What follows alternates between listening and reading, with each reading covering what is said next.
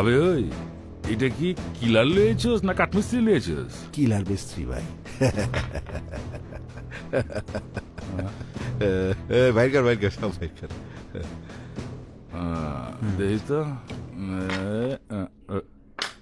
বাবা এ প্লাস এটা কি কামে হে?